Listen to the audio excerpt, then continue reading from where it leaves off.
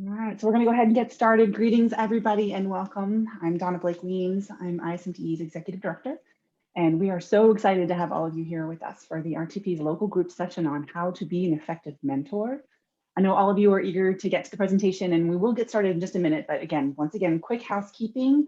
We're going to reduce some background noise and just have everybody mute themselves and stay off camera while the presentation is rolling. Afterward, we'll invite you to turn your cameras on and chat with us, but just for now, we're going to keep everybody muted.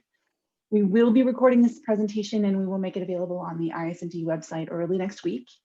And right now, I'm going to go ahead and pass it over. I'd like to introduce you to your moderator for today's session, Megan Serino. She's the team manager at Research Square. Megan, take it away. Thanks so much, Donna. Hi, everyone. Thanks for coming to today's ISMTE RTP local group meeting. As Donna mentioned, my name is Megan Serino, and I am the team manager of the preprint production team at Research Square Company. If you are new to ISMT, first of all, welcome. I encourage you to check out our website and explore all the benefits of membership. In addition to our local events like today's, ISMTE offers a monthly publication, free webinars, a resource library, discounted registration to our conferences, and more. We'll drop a link into the ISMTE website in the chat box for anyone that's interested in checking that out. For folks that are local to the RTP area, I just wanted to say that I anticipate we'll finally be able to meet in person again by Q4. If you have ideas for future meetings, know of potential speakers, or would like to present yourself, please feel free to reach out to me or the rest of the local planning committee. I will put my email address in the chat box and invite the rest of our local planning group to do so as well. As Donna mentioned, please make sure you are set to mute. We're going to utilize the chat box today to ask any questions you may have. I will be reading the questions from the chat box at the end of the presentation, but please feel free to type them in throughout the talk. And then finally, I'd like to introduce today's speaker, Mary Anderson from Research Square Company. For nearly 4 years, Mary Anderson has been an academic editor at AJE, a division of Research Square Company, helping researchers improve their English language manuscripts to increase their chances of publication in peer-reviewed journals. In addition to editing, she leads the mentorship program at Research Square Company and co-leads several other professional development programs. Before joining Research Square Company, she was a science teacher for 8 years, during which time she was also an instructor and curriculum developer for Duke University's Talent Identification Program, where she was responsible for developing and implementing multiple engaging and challenging science curricula. She holds a Master of Science degree in Ecology and Evolutionary Biology from the University of California, Irvine, and a Bachelor of Science degree in Molecular Biology from Haverford College in Haverford, Pennsylvania. And with that, I'll hand it over to Mary. Thank you so much, Megan and Donna. I'm really excited to be here to give this presentation today, and so thank you all so much for coming. When I was asked if I would be willing to come and present, I jumped at the opportunity because I absolutely love being a mentor, and I hope to encourage other people to have the opportunity to experience the joy and the professional development and the sense of satisfaction that can come from being a mentor. So without further ado, let's get to talking about how to be an effective mentor. The purposes of this presentation, you can read those from the slide, but basically it came about from my own personal experiences as a mentor and leading the mentorship program. And I found that there were a number of barriers to people becoming mentors. There may be lots of barriers, but the ones that I came across the most often were a certain misconception about the qualities needed to be an effective mentor, and then imposter syndrome rearing its ugly head and making us feel like we couldn't possibly shepherd somebody else through their career. And imposter syndrome, it raises its ugly head in many different circumstances, but mentorship is one where it can really have a very detrimental impact, either as a barrier to people becoming a mentor or as a barrier to having an effective mentor-mentee relationship. And then also the lack of opportunity. Research Square Company is very fortunate to have a formal mentorship program, but many companies don't have that. And so it can be very challenging to identify opportunities to be a mentor or to have a mentor. So we will talk about all of those today in this presentation. Talk about how imposter syndrome acts as a barrier. What are the characteristics of an effective mentor? Why should you want to be a mentor?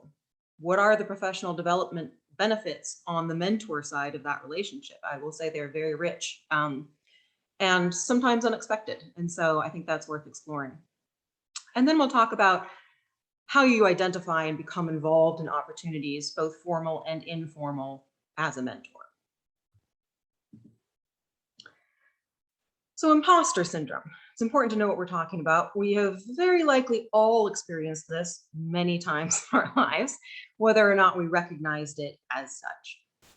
Imposter syndrome is when you feel deeply inadequate in a situation, even though you have the skills necessary to perform well in that situation. You may have already evidenced success in that situation, but your feeling of inadequacy remains and can be quite crippling. It can be paralyzing. It's important to remember that that's not an issue. Imposter syndrome is not an issue that can just be fixed one time. You realize you're not an imposter and then you never feel it again. That's not how that works. But later we'll talk about a toolkit that you can use each time imposter syndrome arises in your life, whether it's in a mentorship situation or not, that can help you overcome it so that it does not become such a crippling, paralyzing experience. So we have two short exercises, and we will return to these later on. So I'd like you to take just 1 to 2 minutes right now and think of the most effective mentor you know or have ever known. Could be somebody who mentored you, could be somebody you've observed mentoring others.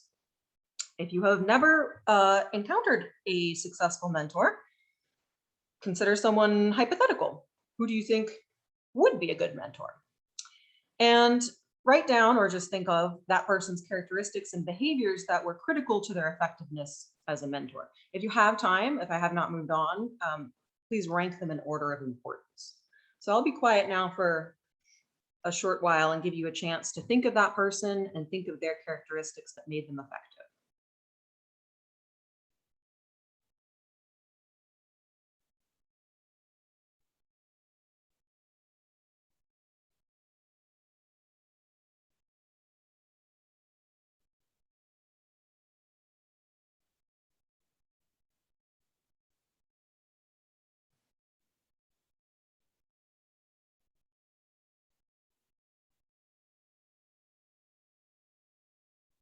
If you're just entering, you can go ahead and read this slide. People are thinking of an effective mentor and considering what characteristics made them effective.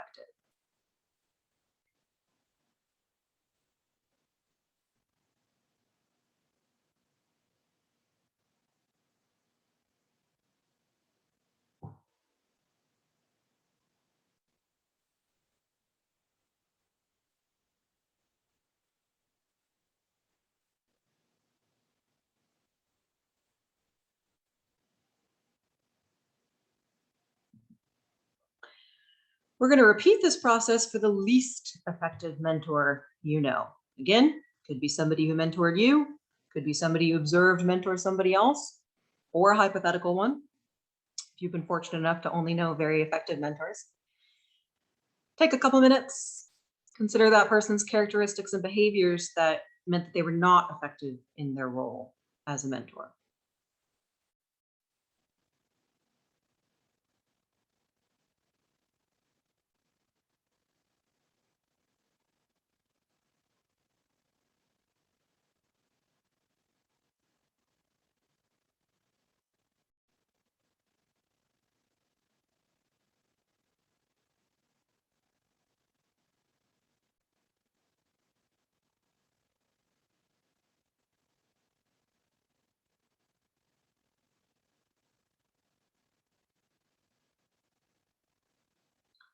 Okay, keep those handy, either in your mind or on your piece of paper, because we will come back to those a little bit later on in the presentation.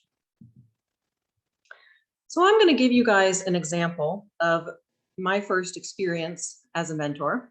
And it's pretty extreme on the spectrum of mentorship opportunities. And I'm going to use that mentoring example to discuss the role of imposter syndrome, what I have called the 5 stages of being asked to be a mentor, modeled on the 5 stages of grief. Not, of course, that I'm saying that the two are parallel, but it feels that way when you're suffering from imposter syndrome. And then also how to overcome imposter syndrome and be an effective mentor. So I'll set the scene for my first foray into mentoring. I participated in Teach for America in 2009 to 2011. I imagine most of you are familiar with the program, but it takes people who are not trained to be teachers, but are highly trained in their field, and asks them to serve as a teacher in an underprivileged area in the United States for a 2-year commitment. And you do attend an institute, a training institute, that is meant to help you be prepared for this very challenging role that you're going to have. I unfortunately, my appendix decided to give up the ghost during that institute. So I didn't really get to receive any training at all before I was launched into teaching high school biology in Eastern North Carolina. And I won't go into much detail, but the circumstances were averse.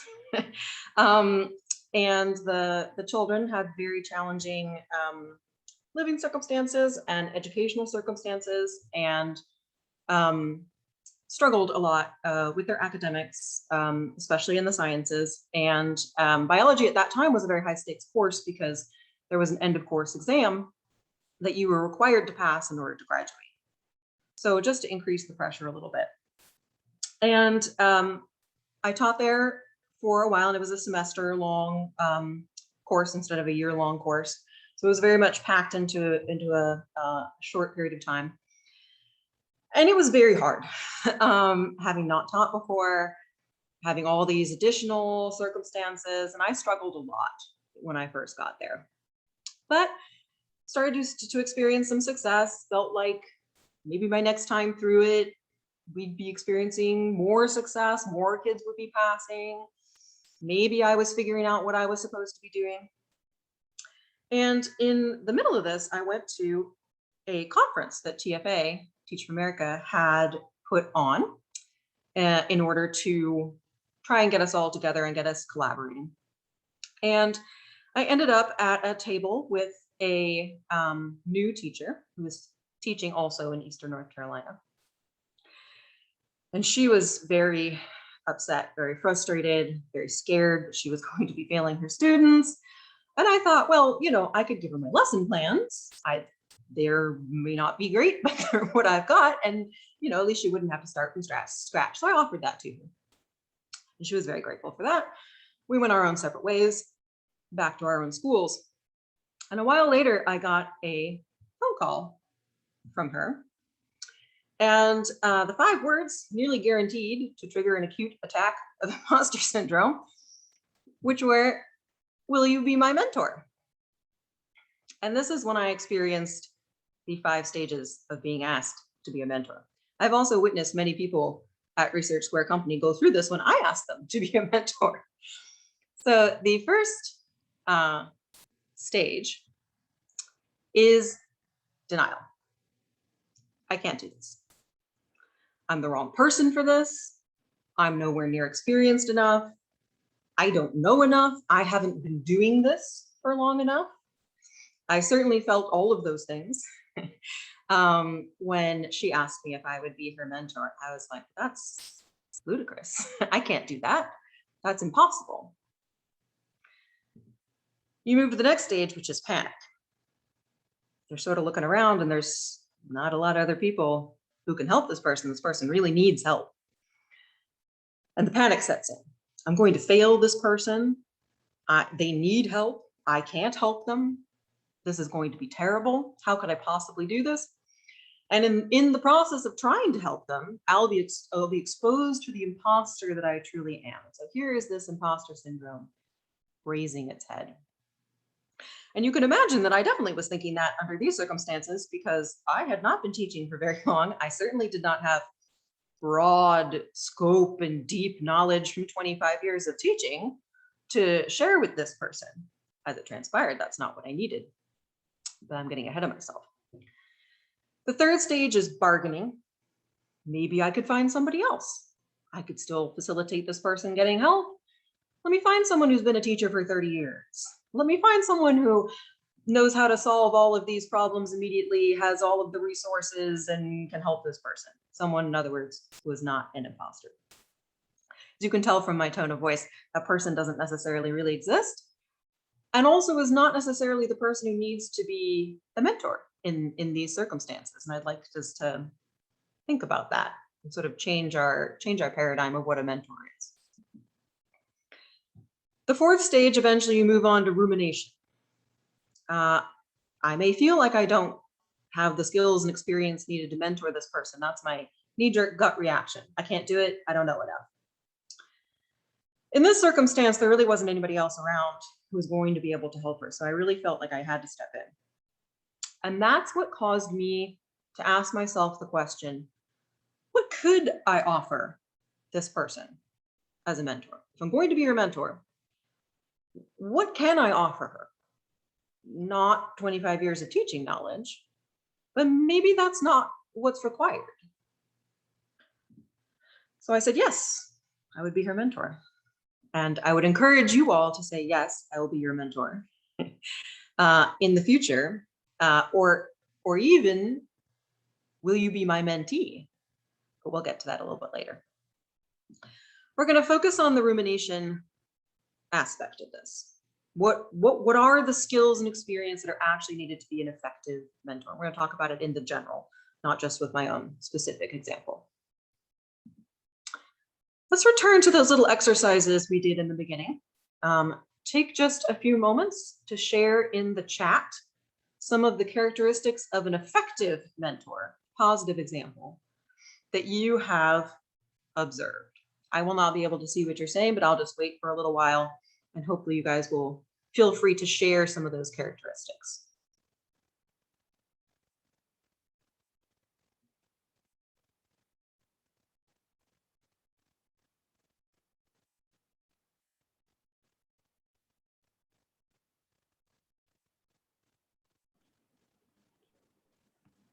Mary, I could read a few of these to you too. Great.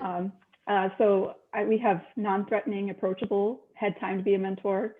I'm seeing other restatements of available, generous with time, coming back to the idea of actually available, encouraging growth, humble, generous with time and experience, understood me versus, maybe being understanding of a big topic, but actually understanding the certain circumstances, honest, patient,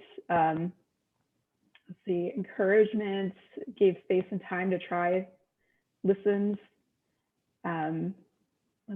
highlight success along with kind constructive criticism,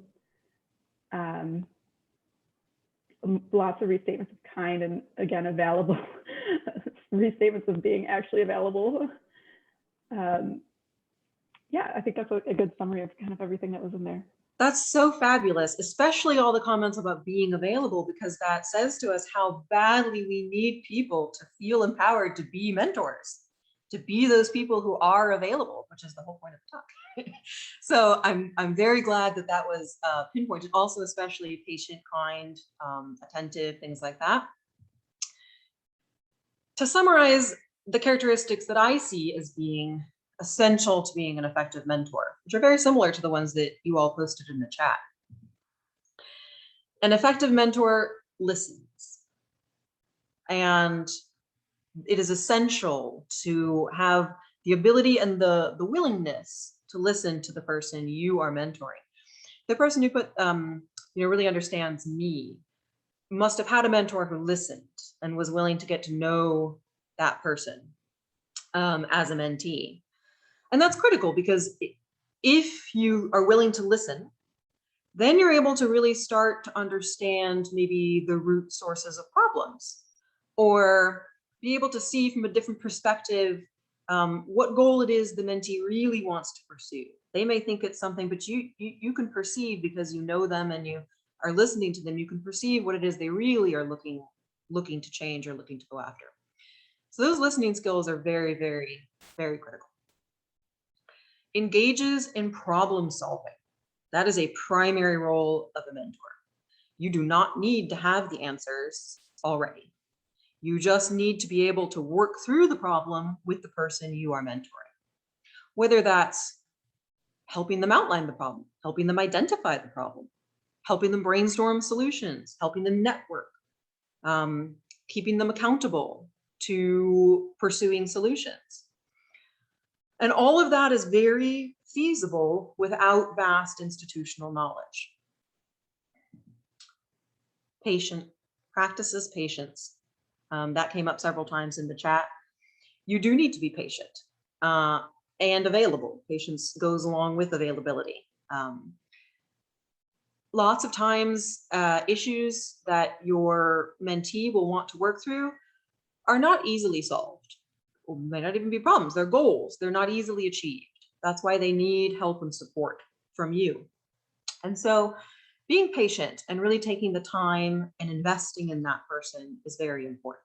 And again, that's something that all of us can do. And the last one is that an effective mentor serves as a guide for goal setting and accountability. It's very hard sometimes to do that for yourself. You may not know what your goal needs to be. You may not be able to hold yourself accountable. That's get pushed to the side when you're in the middle of doing everything else you do for work or family or whatever it is that takes up your time. Having someone as your mentor who serves as that accountability partner is very valuable.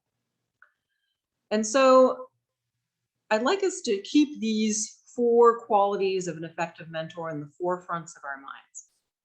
These are the ones that I determined that this TFA teacher really needed from me, and that I could probably provide to whatever level of skill I had at the time. And I would also emphasize that all of these are learnable skills. So if you happen to be sitting there and you think, well, I'm not the world's most patient person, that's fine. That does not mean that you would not be an absolutely phenomenal mentor. That means that being a mentor would be an opportunity for you to grow that skill. And it's a learnable, it's a trainable skill, as they used to say in teaching. And it's a great opportunity for personal growth. For you as the mentor to really grow your own leadership skills and your own interpersonal skills by developing these core qualities and practicing them too. We can all grow rusty with practice, as we have learned over the last however many months of the pandemic when we have not been interacting with people as much. A mentor relationship is mutually beneficial.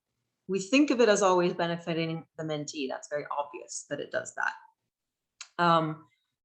But I have found that it is of tremendous benefit to the mentor for all kinds of reasons, some that I listed in the beginning and some that I listed just now, in terms of professional growth, but also emotional satisfaction, professional satisfaction. We'll discuss more of that a little bit later. So before I move on to talking about the benefits of being a mentor, let's talk about how you actually get over that hurdle of imposter syndrome. Maybe you're now convinced you'd like to be a mentor. Maybe you always thought you wanted to be a mentor. Maybe you've been a mentor in the past. But imposter syndrome raises its ugly head and makes it difficult. Makes you feel inadequate, makes you feel anxious, makes you feel like they'd be better off with somebody else. And I love this little post over here on the right, which somebody in Research Square Company posted one day on a Slack channel, which is about meta imposter syndrome. I'm very familiar with this. You know, lots of people have imposter syndrome, but then you've seen how amazing they are. So they're not like you because you're the real imposter. And, of course, there can be situations in which you would be an imposter. If I decided that I should be the pilot of a Boeing 747 and I sat in the cockpit and tried to pilot the plane, I would be a legitimate imposter, and I don't think that would go very well for anybody.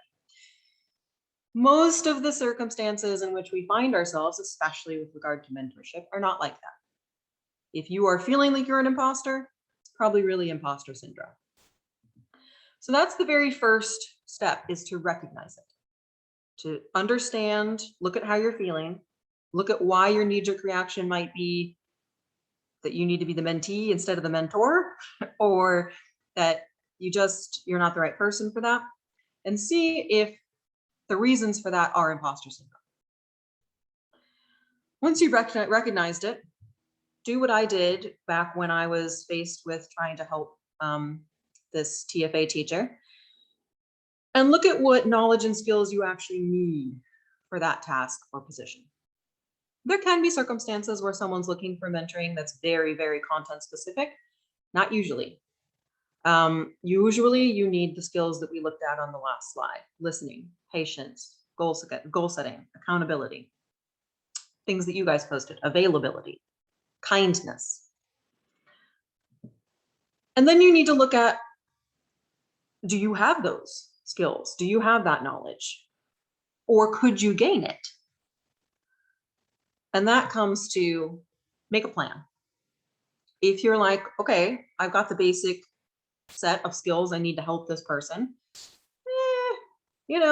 not as patient as I could be, or, I don't always see the solution to the problem immediately. Just make a plan to address any areas that you perceive of being of weakness, things that you would like to grow your skills in, get better at. Ask for help. That requires some trust and vulnerability. We all have people in our lives, hopefully, who we can ask for help, whether it's just bouncing ideas off of them or talking through something. Asking for a growth partner, whether it's a peer who also needs to work on a certain set of skills or needs to work on a different set of skills, and you can work together to help each other be mentors. And practice self-compassion. We're none of us close to perfect, and we will all make mistakes and be those imperfect creatures that we are, but we are in fact enough and good enough and ready enough to take on the role of mentor and helping other people. So just to finish the story of my first mentoring experience, it did have a happy ending, I'm glad to say. Otherwise it would not be a very good example. So when I recognized the qualities needed and identified that I was experiencing imposter syndrome, and I made a plan as to how I could help this person, I was able to move forward and help her. And we met virtually every day after school, and problem solved. I helped her gather resources. We talked through things that were happening in the classroom. And it just was this very close-knit, compassionate, trusting relationship on both sides.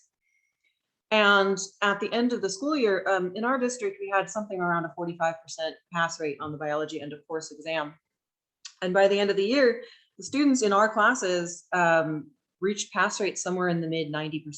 So this mentorship relationship was very, very, very positive for both of us, even though it was terrifying going into it, somewhat terrifying going through it.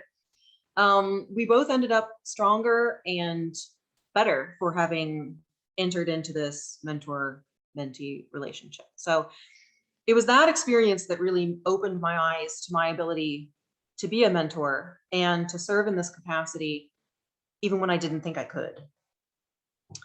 And it was a very powerful experience that has made me really invested in mentorship from then on. So let's go back now to talking about what are the benefits of being a mentor. Why should you want to do this or to continue to do it? Enough to go through what is very difficult, getting over imposter syndrome. It's very emotionally and mentally taxing trying to do that. So why do it? As we mentioned before, it's very mutually beneficial. Being a mentor is actually a form of professional development. And there are many benefits, including networking, which is one that I hadn't really thought about until I got to Research Square Company and started mentoring there. And I realized how much my network was growing by looking for and making connections from my mentee. It was astounding to me. And I was hearing that from other people who are also serving as mentors, because you reach out to people you may not otherwise come into contact with. And I personally felt much more emboldened to do that on the part of my mentee than I necessarily would have even on my own behalf, which was interesting to me. But it has tremendous networking benefits. Also, if you can enter into a network of other mentors, which my company is lucky enough to be working on developing, that's also a very supportive network, and that really can help you grow your professional skills. It leads you to reflect on what skills you have, your own goals for your own development. And that can be very valuable, because when we become a little bit more settled and established in our roles, sometimes that can go by the wayside a little bit. We're comfortable where we are usually. And so having someone who you are guiding through that process really can spark that process in yourself. And then you have this wonderful opportunity to work on your own problem solving, communication, leadership, interpersonal skills, both through your direct interactions with your mentee and also all the networking you're doing on your mentee's behalf and with your mentee.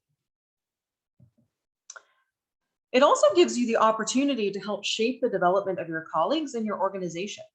Obviously, not all mentor-mentee relationships occur within an organization. So colleagues can also speak to more broad colleagues across a field. And that's a very powerful thing, if you think about it, to be able to have the opportunity to guide the growth of some of the up and coming people or established people, as we will discuss in just a moment, in your field, and to help guide them to be better at what they do, to be more confident in what they do, to be more skilled.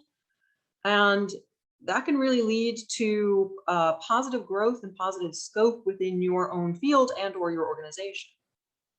It's pretty exciting. And it also gives you the opportunity to gain new perspectives from your mentees. They have different skills and viewpoints that you may or may not have considered. And I have always found that I learn a lot from my mentees, especially when we've established a trusting, open relationship with good communication. There's a great opportunity for learning on both sides. So hopefully many of you are thinking that being a mentor sounds like a wonderful thing and you'd like to do it or continue to do it. And so then the question comes about, well, how do you become a mentor? And there's lots of different ways, and we'll talk about some, and some of the questions may pertain to that too after the talk. But it's important to remember that mentoring can be both formal and informal. If your organization does have a formal mentoring program, like Research Square Company does, consider joining it. It can be a wonderful way to get paired with a mentee. It's probably the easiest way to get paired with a mentee. If not, however, do consider establishing an informal mentorship with a colleague, a student, somebody in a different field even. And there are different ways to do that. So some mentees seek mentors independently. And so it's important to be open to that opportunity, which is, see previous comments about imposter syndrome and overcoming it. And if somebody does ask you to be a mentor, to think carefully before saying no and shepherding them over to somebody else. Even consider making it known that you'd be interested in acting as a mentor, whether that's in your organization, within professional organizations or societies that you belong to. Consider just putting feelers out by speaking to managers or speaking to higher administration or speaking just to colleagues. And saying, I'd really love to serve as a mentor, do you know of anybody who is looking for that kind of assistance? Universities and training programs are full of people who could benefit from a mentor. It seems like a relatively obvious one, but it certainly wouldn't have occurred to me a number of years ago to actually reach out to a university and say, I'm available if anybody is looking for a mentor, and here are the things that I feel that I would be competent to mentor them in: communication or presentation or whatever it is. And it doesn't have to be, obviously, specific industry specific knowledge. It can be transferable skills of all different sorts. Conferences and meetings of professional organizations and societies can also be excellent ways to meet potential mentees. That is, in fact, how I met my mentee from Teach for America, was at a conference. And I think the very first step to that is to being open to it. The second step is to really want to do it. And then I think you'll find that the opportunity will arise as you are making yourself available to be a mentor. It's important to also consider non-traditional mentees. Many of us work in an organization or a company where we may not have a large department. Maybe there are only 3 people in our department. Maybe we're the only person in our department. And so it can be a little overwhelming to think, well, who am I going to mentor? There's only 4 of us, or there's only me. So it's important to consider non-traditional mentees. Reverse mentoring is certainly one example of this. If you've not heard of that, it's where a person who is a little bit less established actually mentors a more established person.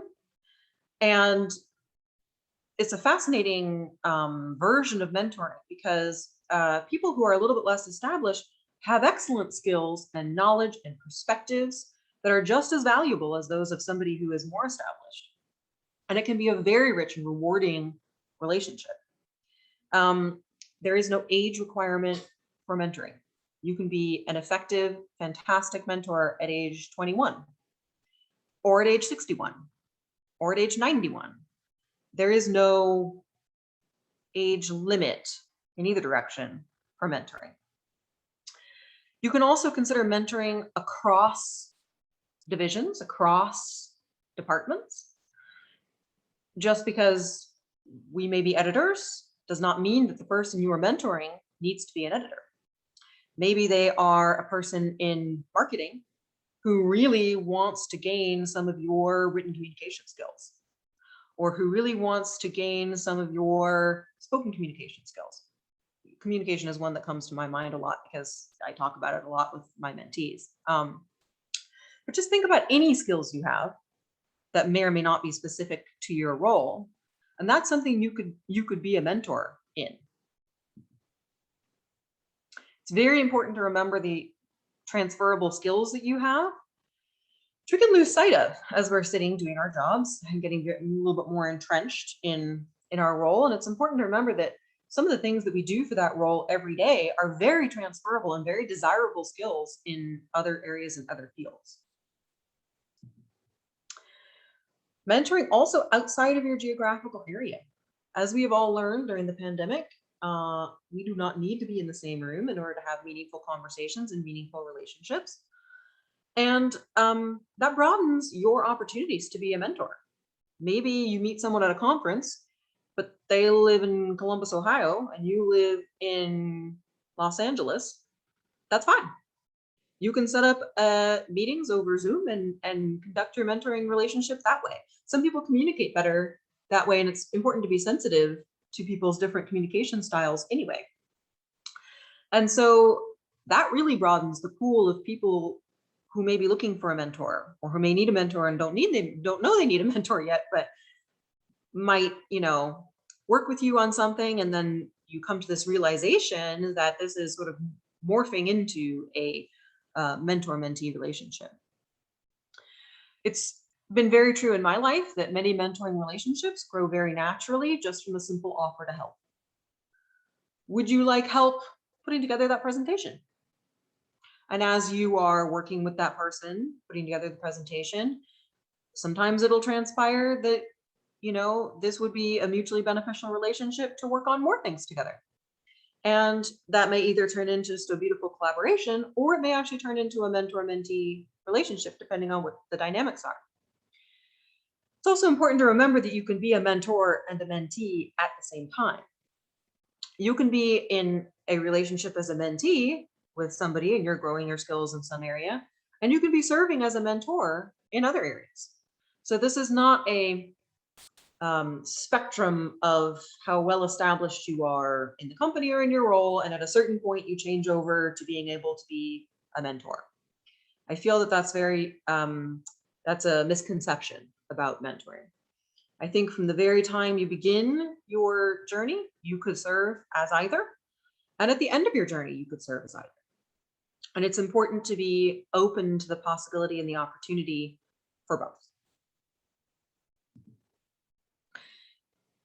When you are considering mentorship, whether it's, do I want to do that? Am I ready to do that? Will I do that for this person who has asked me?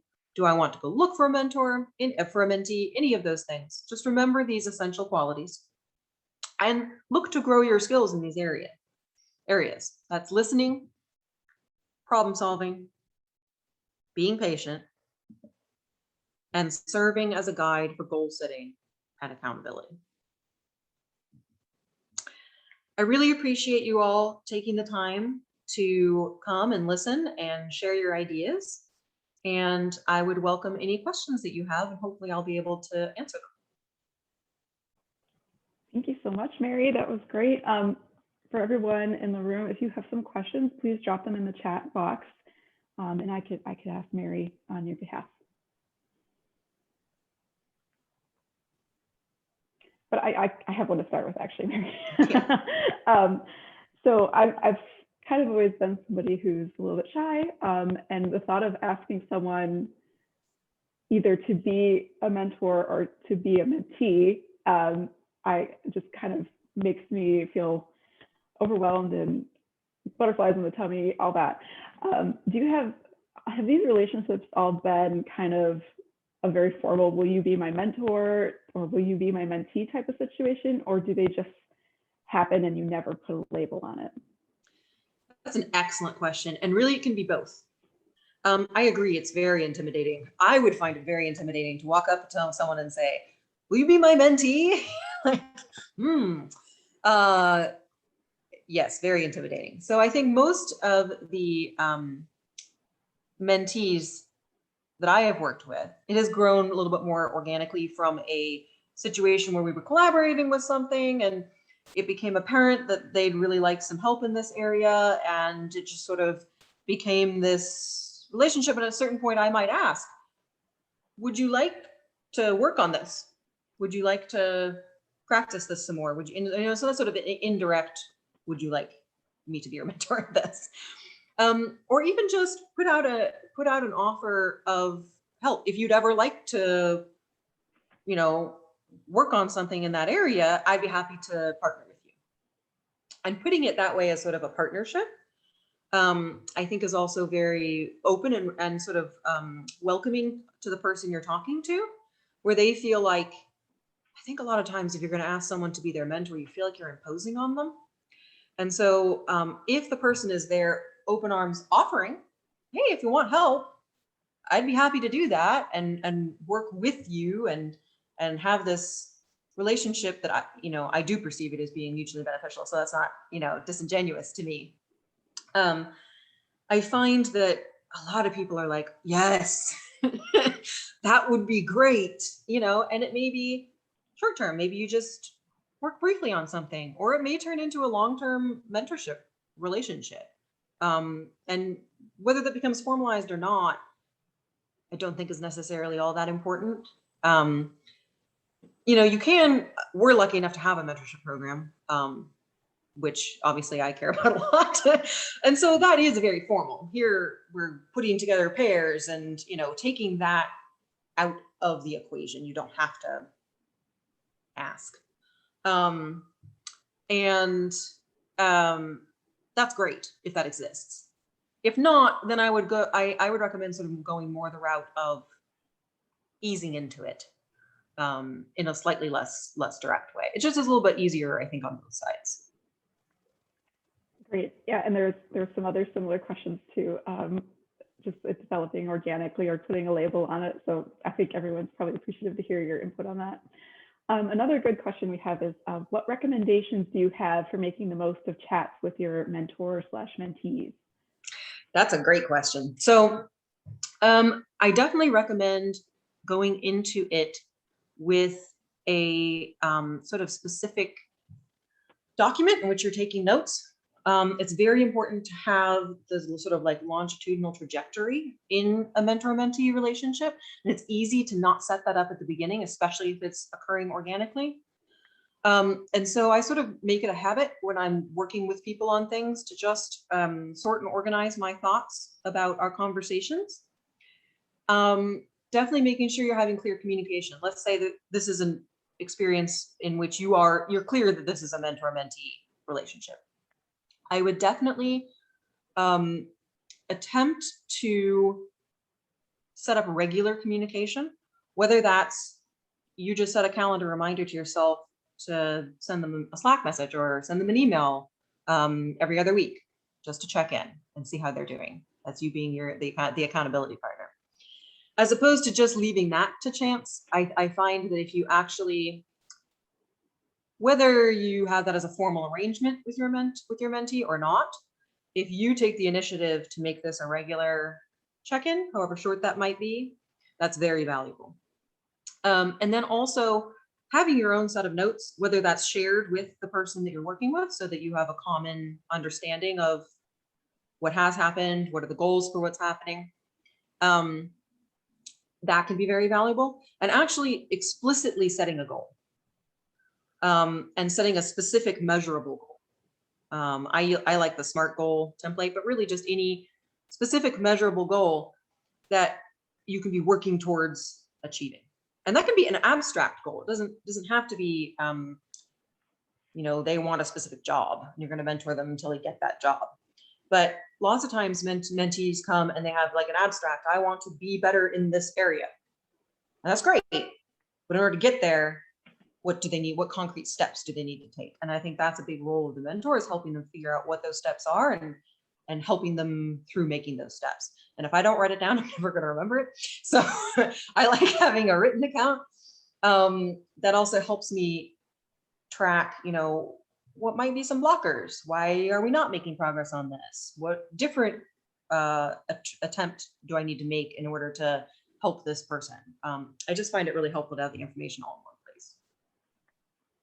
Kind of off of that, somebody had asked how you say someone's maybe not pulling their weight in this end of the relationship. How do you fire a bad mentor or a bad mentee? That's a great question too. That's hard. The way that I've approached that, sometimes you're in a relationship like your graduate advisor or something where you can't really get out of it.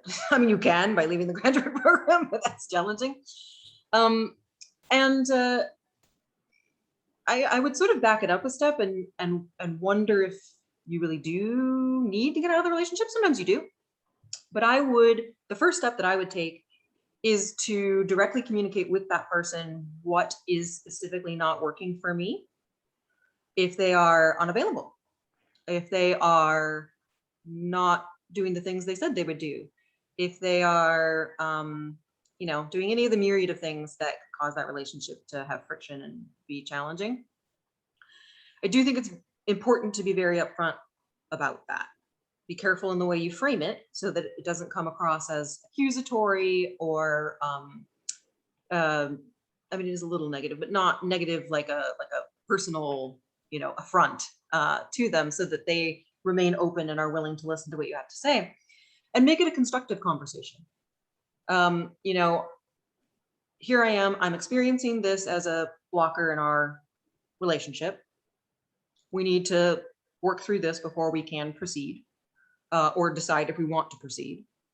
And here are some ways I've thought of that we could try and improve this area of our relationship. And I usually would try to have at least 2 to 3 concrete suggestions for things that I could do and that they could do. And I think it's important to have both. sometimes you have to fish for the ones that you can do if you don't feel like you are causing the blocker. But there are things you can do, whether it's, they're not effectively communicating. And you could say, well, I will offer to check in with you once a week on a day of your choosing. There are lots of ways that you can offer to meet them halfway. And I think you'll find, I have always found that if you can get to the bottom of why the person is exhibiting such behaviors that are making it difficult,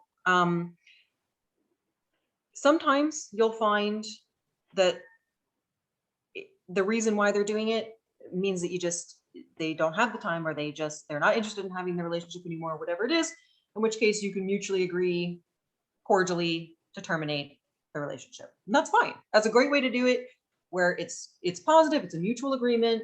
You just have realized this is not the right situation, and you can go about your way and be peaceful about it.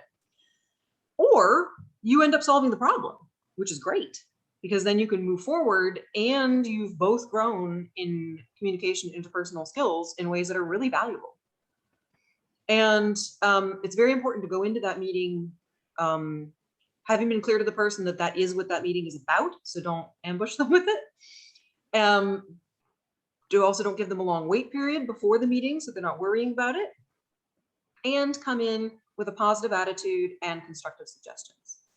Open to the relationship going whichever way it needs to go, amicably, with growth, and hopefully good closure or good continuance of the relationship. Kind of on the same topic of improving oneself, one of the questions was, do you have suggestions for resources, books, talks on improving the 4 areas that you said are important for being a mentor? I do have some.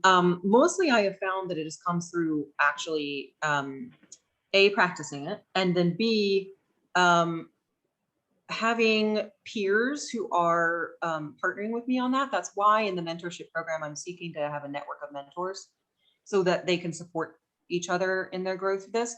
I do have a list which I could unearth of some TED Talks and some resources from really good mentors that I watched and read that also helped me sort of self-reflect on my own personal areas of weakness, and looking at how people came at it from different perspectives. So I can try and find that and share that maybe with you, Megan, and then you can. Yeah, I could add it to. I'm sure I could pass it on to the ISMT folks, and they can put it on the website. That'd be awesome. I love this next question because I think this is so common in our field. Do you have any tips for mentoring someone who also has imposter syndrome? Absolutely. I have never mentored anyone who did not have imposter syndrome. I'm not sure I've ever met anybody who didn't at some point in their life suffer from imposter syndrome. Truth to tell, I experienced a little tiny upsurge of imposter syndrome the first time I gave a talk about overcoming imposter syndrome. So, I mean, this is not, like I said earlier, this is not a one-time fix. And I would hand them the toolkit. I would say, let's look at this. This is a very common experience. Let's normalize it. This is not just something that graduate students experience. This is not something that, just people who lack self-confidence experience. Almost everybody experiences it. And so let's just be very frank about it. I share my experiences, like I did today, of experiencing imposter syndrome, and how I worked through that in ways when it was successful, ways when it was not as successful, and what I learned from those. I found that to be very powerful when I'm mentoring someone who's struggling a lot with it. Because of course you get into that meta imposter syndrome where you're telling them they're not an imposter and like, well, they just don't know, you don't know the real me. And I'm like, I do.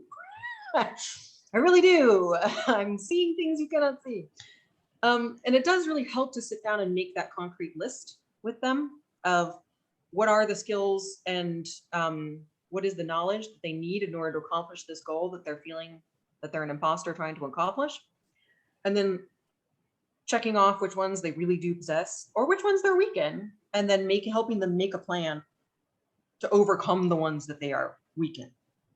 So basically the steps that we all should be doing ourselves, and just serve as their guide through those steps, and being very frank and open about your own experiences with it, both when you have overcome it and when you haven't. And I think also sharing the times when you haven't overcome it can be really powerful, because those are some of the times that I look back and I'm like, gosh, really I wish I'd been braver about that. I wish I had done it anyway, you know?